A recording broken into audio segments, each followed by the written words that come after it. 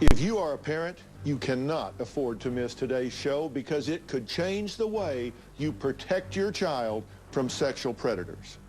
Last week, we met a family who was divided over a dark secret, sexual abuse within their family circle. Our guests have requested to use different names and change their appearance to protect their family. Due to strong sexual content, viewer discretion advised. Previously in the Dr. Phil house. You didn't know that it was against the law to have sex with a 6-year-old child. Are you kidding me? They left their 6-year-old daughter in Grandpa's loving arms, only to learn the horrifying truth. You molested her, you covered it up. Today, after months behind bars, Dr. Phil brings this predator face to face with Grace's mother. You've murdered my daughter's innocence forever. There's no taking that back. What happened, happened. Please don't justify this. You're pathetic. Such sickness. You've done nothing to change. You don't know what I go through. I don't care what you go through every day. But is it too late for this wife and mother? When you have sex with your husband, you look at him and see the man that molested your daughter. Plus, what young Grace revealed to Dr. Phil. Since they did that thing to me, I keep having that same feeling almost every day. And what is that feeling? And will the grandparents get to see Grace? There's a lot of child molesters out there, Now, and you're one of them. the conclusion of Saving Grace. Coming up. Let's do it.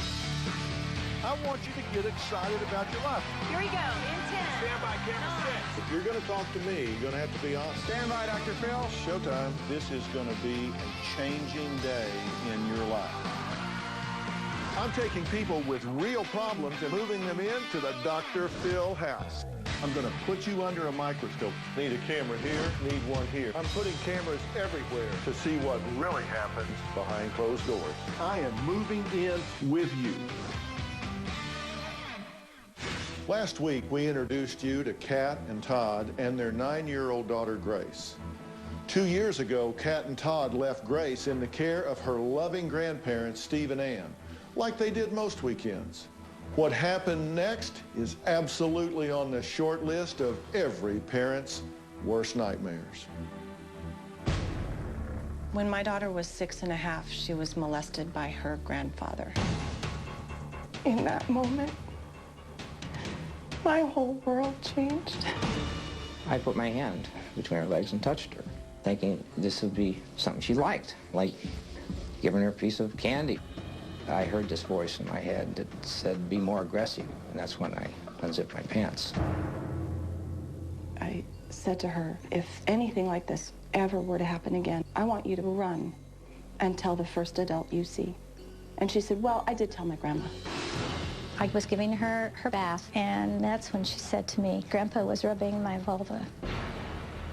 I did not call my son and daughter-in-law to tell them what she had told me. That next day, my husband and I confronted her grandfather. He said, well, all I can say is, it happened. He just looked broken. As soon as he admitted it, his head dropped.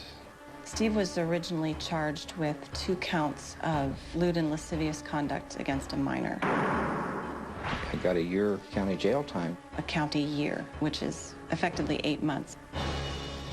I feel kind of betrayed because I did the best that I knew how to do. His mom is in denial. I don't know how it's going to affect my granddaughter, but there's 2 sides to every coin. It's not just her that's been hurt by this. What has hurt the most is not being able to see my granddaughter. I fear that my granddaughter may have been told that I'm some kind of evil monster for what I did. I think about the possibility of a reunion between Grace and her grandma, but the idea makes me want to hurl.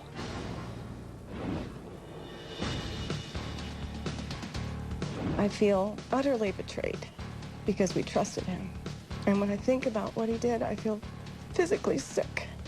Well, I'm told that you haven't cried about your daughter being molested, but you have cried about your father going to jail. Does that strike you as odd? I'm ashamed of it. I got to tell you, I believe I'd have choked the son of a bitch till they pulled me off of him.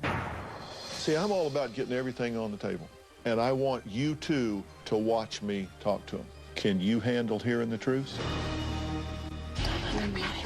We don't know already. I didn't even realize it was against the law. You didn't know that it was against the law to have sex with a 6-year-old child. You haven't even told your wife what happened. She says you touched her, you had her masturbate you. What did you say to yourself at the time?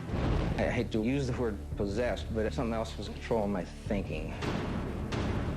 I had drifted away from God till the devil had a chance to take control. Oh, my God. It wasn't me. It was the devil. Are you kidding me? Did you think he would do it the first time? No. You didn't see it coming before. What makes you think you would be able to see it coming now? Isn't that what we would work out? You molested her, you covered it up. That sort of dries the conversation up in the family meeting. I don't know if I want to meet right now. This is going to be so hard for you. I recommend that we do sit down, the 4 of us.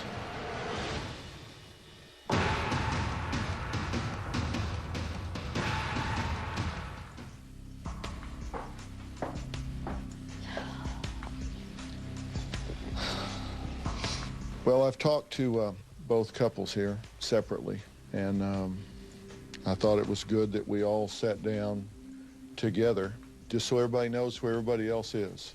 They watched my conversation with you. I did not allow you to watch my conversation with them because, frankly, I don't think you're entitled to that. I don't think they owe you an explanation. I don't think they owe you this meeting right now. But I've asked them to do it anyway. You haven't talked to them in a long time. Here they are. Is there anything you'd like to say? I am so deeply sorry for what I did. I beg for your forgiveness. I don't know what words are the right words to say other than I am just